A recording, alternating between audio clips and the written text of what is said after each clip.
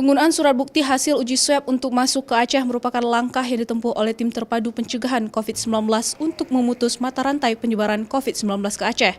Apalagi kasus COVID-19 di Aceh terus meningkat tajam dalam sepekan terakhir.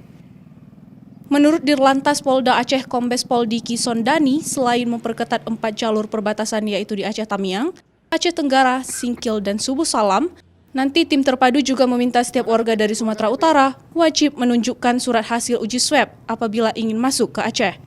Baik itu pendatang maupun warga Aceh yang pulang dari daerah lain melalui 4 perbatasan Aceh tersebut.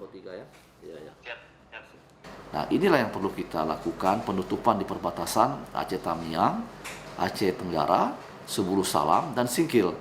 Ya, penutupan ini berlaku untuk angkutan umum, sedangkan angkutan barang logistik silakan. Sedangkan kendaraan pribadi boleh, tapi harus menunjukkan surat keterangan bebas COVID-19 setelah dilakukan melalui swab.